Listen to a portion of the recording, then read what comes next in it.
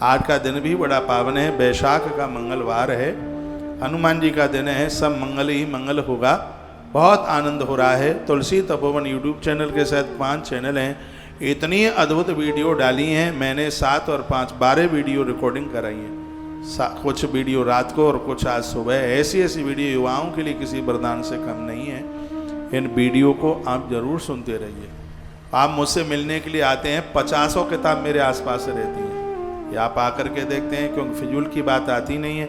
ग्रंथों की शोध करी हुई बात मैं आपके पास तक पहुंचाना चाहता हूं। आपके बच्चे स्वस्थ रहेंगे, आपके बच्चे बिना टेंशन में रहेंगे, तो आपको भजन करने में आनंद आवेगा। वो समय से काम धाम में लग जावे तो फिर देखो तीर्थ यात्रा करने में भी आनंद आवेगा। तो ऐसे ही कामों में लगाऊं मैं, आपके बच्चे स्वस्थ व्यस्त मस्त और तंदुरुस्त रहें और आप खूब भजन करें। उसके लिए दे वीडियो रोज वीडियो जा रही, उसके ऊपर आप चलें, उसको सुने, बिल्कुल सहज उपाय हैं, बिल्कुल आनंद हो जाएगा। वह आप जरूर उन वीडियो को सुनिए। आज का दिन बड़ा पावन है। यदि आप चमड़े का पर्स नहीं रखते हैं तो कौड़ी तो 24 घंटे आपके पास आपके बटुआ में होनी चाहिए। हाँ, बस शर्त यही है कि कौड़ी उसको एक कपड़े में लपेट करके बांध करके रख लें। आपको नज़र, जादू, टोना टोटका, किसी का प्रहार और किसी की ऐसे मानसिकता के ऐसे लोग हैं जो हमारी तरक्की नहीं चाहते हैं, ऐसे लोगों का कोई भी दुष्प्रभाव हमारे ऊपर जमेगा नहीं। ये कौड़ी का बहुत बड़ा प्रभाव है। मंदिर में आप रखते ही हैं, उसको आप अपने साथ पर्स वगैरह में भी उस कौड़ी को आप रख सकते हैं। गोमती चक्र नारायण से प्रकट होता है, कौड़ी महादेव से प्रकट होती है।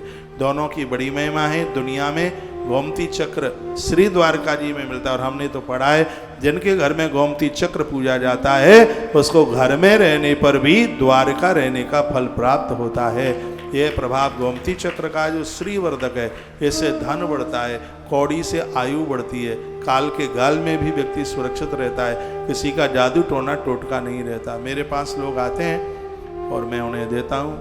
मंगलवार के दिन हनुमान जी के सन्मुख कौड़ी रखकर उसको जल में प्रभावित करने से लोग ऋण मुक्त हो जाते हैं। ये कौड़ी की इतनी बड़ी महिमा, मैंने पूर्व में एक आध वीडियो भी डाली है, वो सब शास्त्र सम्मित हैं, वो ग्रंथों में जो लिखा है वही मैं बोलने की कोशिश करता हूँ। तो आप यहाँ तक आते हैं, मैं तो चाहता हूँ कि जीवन बदले, परिवर्तन हो, आप मुस्कुराते रहें, सब आनंद हो। बेटियाँ समय से अपने घर चली जाएं, समय से आपके घर में बहू आवे और आप स्वस्थ रहें, किसी भी प्रकार की कोई बीमारी न रहे। परमात्मा के चरणों में हम तो इसी प्रकार की ये प्रार्थना कर रहे हैं भैया। बोलो बांके बिहारी लाल की, श्री हनुमंत बलवंत महाराज की। कथा आपको सुना रहा हूँ, जयकारा लगाने के लिए मेरा ताऊ आएगा क्या? जोर से बोलिए बांके बिहारी लाल की जय हो, श्री हनुमान जी महाराज की जय हो, जय जय श्री राधे। धन्यवाद मैं उनका करूंगा जो साल में 100 बार सहयोग करते हैं। आप सहयोग करते हैं तभी तो ये सब हो रहा है। इतना भंडारा सुबह से लेके शाम तक, कभी भी कोई भी आवे, रात को 12 बजे भी आओगे तो तुलसी वन आश्रम के किवाड़ बंद नहीं होंगे। हमने वहाँ बूढ़े दादाजी रहते हैं, रात्रि को यदि 1-2 बजे भी कोई आता है तो तत्काल किवाड़ खोल दीजिएगा। वो कहते हैं और कहीं तो नहीं खुलता। मैंने कहा हम में और में कुछ अंतर तो होना चाहिए ना फिर। हाँ, लोग पहुँचे तो उनको पता तो लगे कि उनमें इनमें ये अंतर है, पता तो लगे कि उनमें और इनमें ये अंतर है। तो हमने वहाँ बोल दिया है दरवाजे पर। आप सब जगह जाइए, तुलसी वन आश्रम का माहौल एक ऐसा माहौल है, आपको ऐसा लगेगा कि हम पियर आए हैं, बच्चों को लगेगा कि हम नानी के यहाँ आए हैं। कुछ पराया जैसा लगता ही नहीं है। लोग आते हैं 2 दिन के लिए और यहाँ से जाते हैं 15 दिन के बाद में। उनको आनंद आता है, उनको मस्ती आती है। सीधा वृंदावन में बिहारी जी की कृपा से आप मुस्कुरा रहे हैं क्योंकि आपको पता है इसलिए। हाँ, तो यहाँ कोई व्यापार नहीं है। व्यापार, अरे भैया एक आवाज़ जोर से लगा दें तो कमरा भर जाएगा नोटों से। ये जितने भी ये सब कुछ हो रहे हैं, मैं भगवान की गद्दी पर, ग्रंथ मेरे साक्षी में है, ये जीवन नोट इकट्ठे करने के लिए नहीं जिया जा रहा। ये जीवन धर्म में लोगों को लगाने के लिए, सेवा के कार्यों को आगे बढ़ाने के लिए जिंदगी जी जा रही है।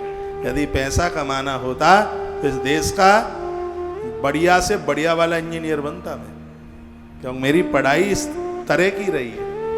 मैं गणित का स्टूडेंट रहा हूँ, मेरे नंबर 100 में से 100 आए हैं। ऐसा तो है नहीं कि कोई कुपड़ कोई निरक्षर रहे।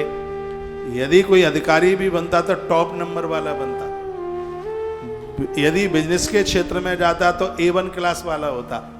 लेकिन जो मैंने सोचा था वो नहीं हुआ, और भगवान ने जो सोचा था वह हुआ, इसलिए ये मेरे लिए बहुत ज़्यादा बढ़िया।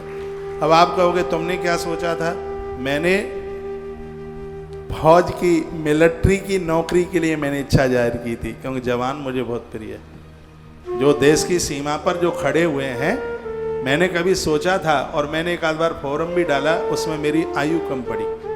उसमें मेरी बहुत पुरानी बात है, मैं गणित का स्टूडेंट रहा हूँ। क्या मैं कोई अपनी कथा आपको सुनाऊँ? कभी हमारे यहाँ एक बहुत बड़ा शिक्षा अधिकारी आया, तो उसने पूछा कौन क्या बनेगा। बहुत बच्चों ने कहा डॉक्टर मैं बनूंगा, किसी ने कहा मैं वाणिज्य इकोनॉमिक्स से लेता हुआ मैं बहुत बड़ा कोई बैंक का एक मैनेजर बनूंगा।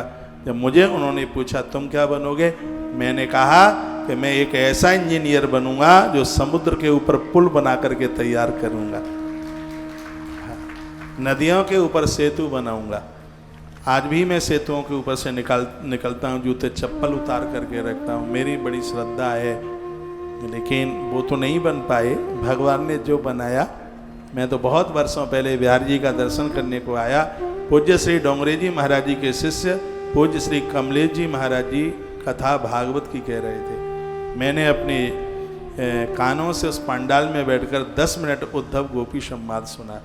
बस वो 10 मिनट की कथा ने पूरा जीवन बदल दिया। केसी घाट पर बैठा रहा, सुबह कोई संत आए और मुझे वो अपने आश्रम लेकर के गए। ये मेरी जीवनी है, और बड़ा आनंदोत मग्न हूँ कि जीवन ऐसे बदला है। और ये बहुत आनंद के साथ कह रहा हूँ, ये संपूर्ण जीवन परहित परमार्थ के लिए। 3-4 घंटा सोता हूँ, 19 घंटा काम करता हूँ, थकान बिल्कुल होती नहीं, उत्साह बहुत है। कभी ये बच्चे भी मुझे कभी सोते नहीं देख सकते। जब भी या किताब पढ़ रहा हूँ या आपसे मिल रहा हूँ या फ़ोन पर किसी ठेकेदार से, इंजीनियर लोगों से बात कर रहा हूँ, और ये जीवनी है, ज़िंदगी है। और मुझे ऐसा लगता है थकान उनको होती है जो कुछ करते नहीं है, जो करते हैं उनको थकान नहीं, उनको तो उत्साह होता है। उनका उत्साह से उनका हृदय बिल्कुल भर जाता है। ऐसा जीवन जिया जा रहा है, उसमें आप सब लोग सहयोगी बने हैं। बस ऐसे ही सहयोग में खड़े रहिए। आप मुझसे भले ही रूठ जाना, पर मेरे कामों से मत रूठना। इन कार्यों को ऊपर पहुंचाने में आपकी बहुत ज़्यादा आवश्यकता है, आपकी बहुत ज़्यादा ज़रूरत है। कभी आप भोर में थोड़ा जल्दी मिलने को आ जाएं तो हो सकता है मैं आपको कह दूं अभी क्या कोई मिलने का समय, अभी मैं कोई स्वाध्याय कर रहा हूं या जप कर रहा हूं या योगा प्राणायाम कर रहा हूं, तो आप कभी बुरा नहीं मानिएगा।